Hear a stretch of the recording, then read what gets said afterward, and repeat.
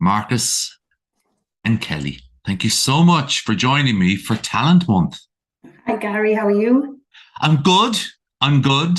I'm as we said off air, I'm wearing this color for you with that beautiful Welsh accent. And also for you, Marcus, because it's sort of Bristol City. There we go. That's why. Well, it's the red and the white. There we go. That'll do us for now. Absolutely. So we're on Talent Month. We're talking about different people with different talents. And we've all arrived at this industry in many, many different ways. When we go to school, we think it's all going to be a straight line, but it never is. So maybe I'll start with yourself, Kelly. How do you arrive at this on this call today with MOY? So it's been a very twisted journey, really. It didn't have a straight path. I did a business studies degree and decided to travel after my degree, went to sea for a couple of years. And then when I got Hold on. Went to sea for a few years. Hold on. We just have to, what, a sailor? No, I worked for cruise liners in sales. Because I was just going to say, show us your tattoos and no, okay. So, thank you. I wasn't sailing the ship or anything. I was just part of the crew. Okay, so you went to sea. Okay. I went to sea. Came back after a 2-year stint there with a business degree and could have gone in any direction, but didn't really know where I wanted to land. So I decided to take a temp job and interviewed for quite a few. And I took my first business development role 18 years ago for a manufacturing company supplying into the construction industry. Started internally, lead generation, cold calling for appointments, stayed with the company and went out on the road, a regional role for south of the country. Then I went to a national role, but I was looking after multiple sectors. And I did that for about 12 years, very much specification-led sales. And then 3 years ago, I was offered the opportunity to move into an international role, in sales, but solely focusing on supplying products into the data center sector. And I then moved to MOY in July this year. I wanted to learn a new product, but I really wanted to stay in that data center sector. Isn't it extraordinary? As you say, it's woven up, down, back, front. And at 18, if you projected where you'd be sitting now at 21, you see what I did there? Yeah. Yeah. See what I did there. And that's a wonderful time to go over to Marcus. Ah, super. Who's multiples. So, so how do you end up on this call? So how did I end up? Right, let's go back to the start. So when I left school, I was training to be a sports teacher. So I was into my football, I was into my sports heavily. I was at college, and part of my college course, I was teaching at a private school. So I was teaching kids twice a week sports. During that time, my college course come to an end, and I was looking at what do I want to do next. So I looked at it, and I saw what a lot of the English, Irish, and Welsh people like to do when they're young is go traveling. So I got my bag and backpack, and I went traveling around Australia for a year. And during that time, I appeared in Home and Away, but that's another story. Oh, hold on. Why? Okay, so there's a colleague I worked with at Raw Sun Alliance. His dad was a producer for Channel 9. And he knew I was a Brit, and he said, "Are you Brits like the Home and Away and Neighbours, stereotypical about us?"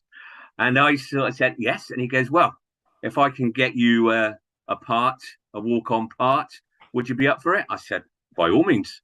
So I've got the script from the day, got the pictures from the day of me on Home and Away. And when you were out dating and stuff, did you have it on your phone to show? Look, Absolutely. do you ever have any? Oh, yeah, no, you're okay, thanks. Yeah. So, so obviously your acting career didn't quite go as well as you hoped, and you ended up coming back. Yeah. So then I come back, and when I come back, I was like getting a temp job, and I got a temp job, and during that time, it's where I was doing an administration role, and it was that time that I saw sales for the first time, and I saw what was going on, the money that people were bringing in. I thought, actually, fact, I want some of this. So then I got involved with a sales position at ADT. I was there for a few years, and with that, I then got into CTEC, who are a fire panel manufacturer. I went into business development with them for 5 years, and then I got the opportunity to go work for Cleveland Cable, was where I first come across your good self. And then I worked for them, and while I was working for them, we noticed that there was a big uptake in DC builds, and that's when they wanted a dedicated person to look at the data center section, and that's why I got offered the role to look after it. And then I was looking after it for a couple of years, and then I got the opportunity with MOY to come into the role where I am now. See, if you were one of those footballers, you've had a few clubs. Correct. You've had a fair few clubs. So what's interesting about this call and talking to both of you is we're talking about a industry that there's not a single aspect of society now that doesn't have a connection with data or a center and mission critical. It's quite technical. And yet, Kelly, you're not technical. Your background's not technical. You're not weighed down with engineering degrees or how do you find it? Tell me a little bit about how you find working in an extremely technical industry. Yeah. But you're not technical. No, absolutely. I think as a product, always working for a product manufacturer and supplier, I was with my previous company a long time. And through working through that internal and then to external role and working with the technical managers, you pick up a lot of product knowledge. But it's only really when you sit in front of the clients and get talking to the clients that you find out what they need, performance they need from your systems.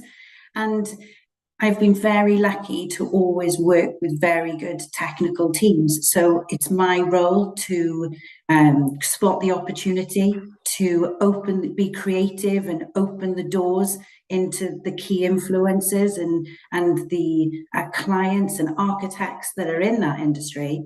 But it's very much my job to pull in the teams of expertise like technical and on-site services and use their resource. My job is very much collaborative and teamwork to give the clients what they need.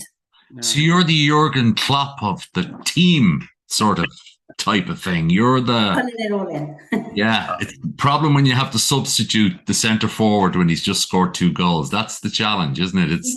Absolutely. I think it's very important for us as salespeople to know our products, however, and know how our products can perform, because we are sitting with those end clients who are telling us what they need from our products, and we need to be able to identify their need with what we can provide them with. So I'm brand new to MOY. I'm 12 weeks in. I'm at the start of my learning journey, but that's exactly what I've been doing, is sitting with the technical managers and learning the ins and outs of our products. Yeah, it's fantastic. And you, Marcus, you said you wanted to be a teacher. Yes. Well, that's quite academic. That's quite. What was your purpose? Was it? Are you a giver? Have you got a what? I think why I was looking at the sports is being a teacher and everything. It's because I was heavily into sport at the time. I like my football, I like my cricket, I like my rugby. So that it just seemed like a natural progression is going into to teaching the kids. I'm still doing the teaching part now. So I'm a coach of a girls' football team. Fantastic. And So, as Kelly says there, if we stay on the whole concept of the teamwork, it's a really interesting one as you get a bit older, that you realize that we all want to be the center forward, or we all want to be the out half, but really good teams are where a gang realize that actually, if I have to be the left full and that is the best for the team, then that's the position I take. Do you see a lot of that, particularly when you go into new businesses or you're trying to size up? Because you work as part of teams, not just internally, but into large teams in projects that could have 10 other characters integrating in. How does that work? And does your sense of teamwork from even playing sport, does it help?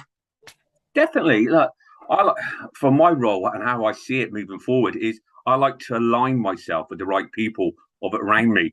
So I like to have a good knowledge of people surrounding me. So I like to build up my relationships with the clients, the GCs, the architects, consultants, the technical team.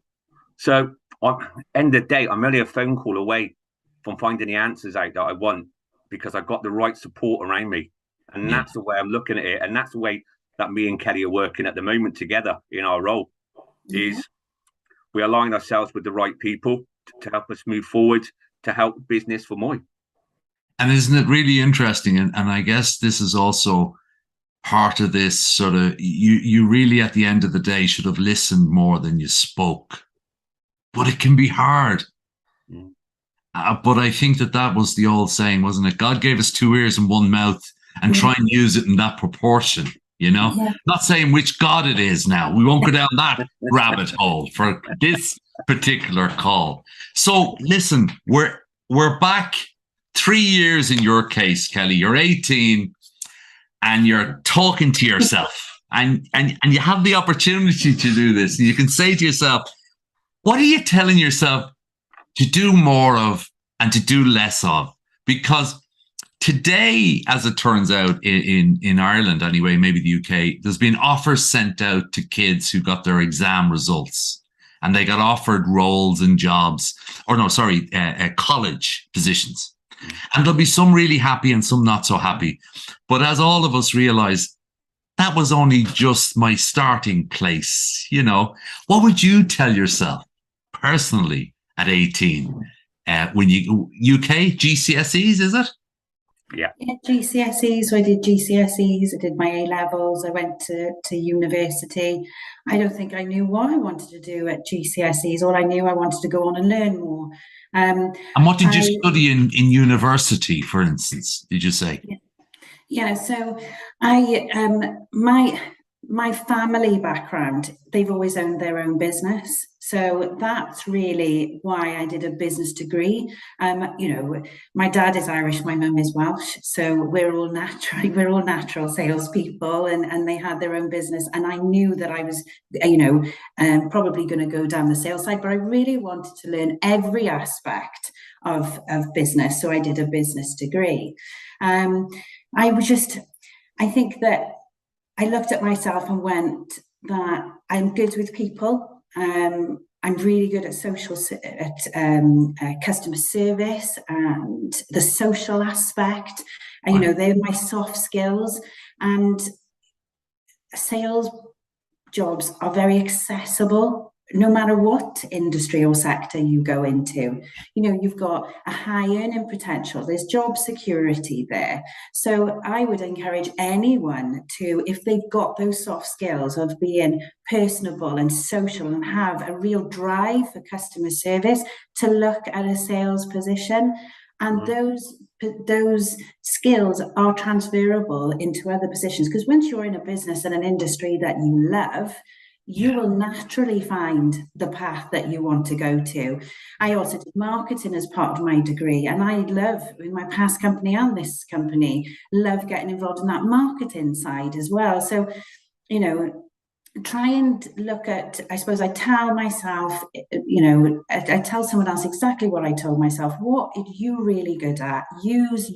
What is your skills? Where can you take it? But I can highly recommend sales, and I can highly recommend the construction industry in general for variety and challenge. It's been fantastic, and that's why I never left. And Marcus, from your point of view, what at 18 were you thinking about? My mindset was totally different then, because it was all about sports for me. It was all about, I want to get involved in the sport. I want to be the teaching. I want to teach the kids sports. I enjoy what I'm doing out there. Then I go to Australia, I come back, and I've got a different mindset. I've been away for a year. What happened? So fundamentally what happened was that where, as Kelly is saying, that you realized that you enjoyed people, meeting new people. What happened in those 2 years? I think what it was I was looking at it as a career, and I was like thinking, maybe the sports teaching isn't for me. It's more about the social side that I enjoy. And then I started thinking, actually, I need to get my head down and get a career and start paying the bills and everything. So that's when I started looking at the temporary jobs. And then that's when I fell into sales. And then after that, I just haven't looked back, because, like I said, you get motivated by sales. You get motivated by business development. That gets you going in the morning because you want to progress.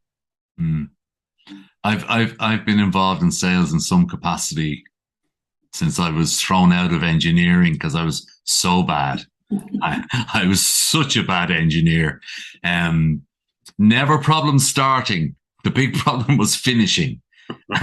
But like what Kelly's saying, I actually liked being a sort of part of a cog in the wheel. Mm. And I have a question for both of you, and I think it's still relevant. Mm. Sales still has a bad rep. Oh, sales. Oh, if they'd only.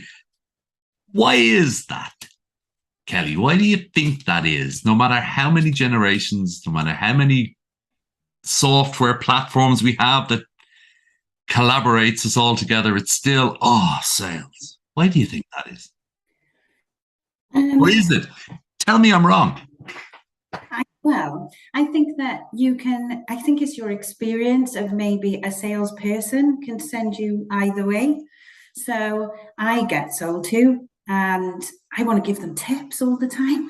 If you come up with someone who's really aggressive, not listening to you, not understanding what you want, then you can have a really bad experience of a salesperson and sales.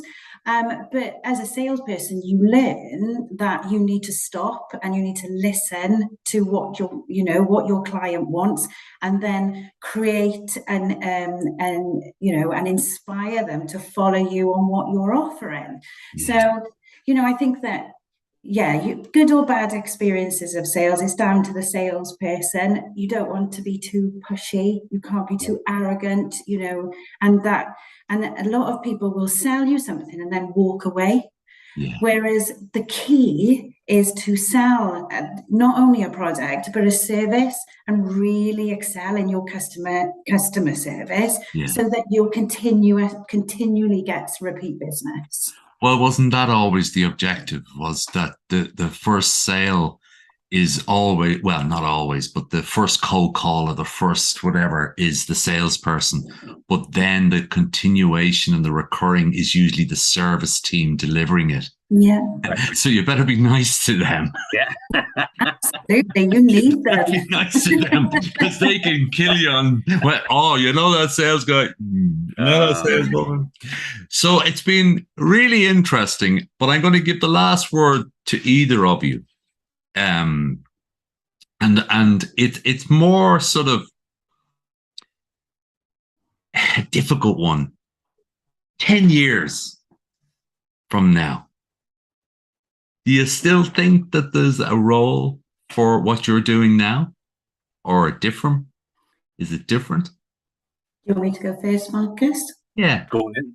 Yeah. Go on. I'll join in. 30 I'll join in seconds. with you. 30 seconds. Yeah. Go on. So obviously I'm just starting my journey with MOY, and I love what I do. I love sales. I love business development. And right now I'm concentrating on that business development, new emerging markets, and promoting the MOY brand. But the great thing about business development is that it'll take you down a path. Yeah. So you might be in data centers right now, but an emerging market might come and you shift. Yeah. And you shift with it. And it's not just about sales. That's why I've gone into the business development side. So you're always one step ahead. Yeah. You're always in that next place, creating that next strategy, and you just create another path. And that's change. That's a great way to lead into yourself, is that if you want to be in sales, you better not have a fear of change, because you nearly want to do it yourself before somebody else changes it for you. Yeah, you need to adapt. You need to be really flexible. When you look at COVID, that was a nightmare for salespeople. We couldn't go anywhere. We couldn't do anything. Yes. So you had to be really creative, adapt, use technologies, put yourself out there, work out of hours to cover different continents. And thank goodness that your data center roofs didn't leak. No. Because if the roofs had leaked and the service had got wet, it wouldn't have been the same Zoom experience. Marcus, last word, 10 years. 10 years. Yeah. Wow. Are you a cyborg? Are you a avatar? Do you have just a brain in a pot? Look, I'm looking at it and I'm seeing the BD role staying the same. We've gone into a hybrid role since COVID and everything, that now we can be on 3 or 4 different continents in a day in phone calls. Whereas that would take you a week or 2 to go traveling. So we're enabling, adapting at the moment, and things are progressing. It's 10 years time. This is going to enable us. End of the day, we're human beings. We're there to interact with people. So can I see it going face to face? 100%. Can I see us going online? 100% as well. It's going to be more of a hybrid role moving forward. And this is what it is. End of the day, like I said, the data center is a social sector. It's full of great people. And if you want to meet new friends, this is the sector to be in. Sheeny Mac. And you have to throw in MOY at the end of that, don't you? Yeah, I thought you would. Honestly, Marcus Kelly, it's been short. It's been sharp, but it's been good. It's been fun. Thank you so much for your time. And I'll be seeing you very soon, because I know that we're meeting up soon. So thanks a mil.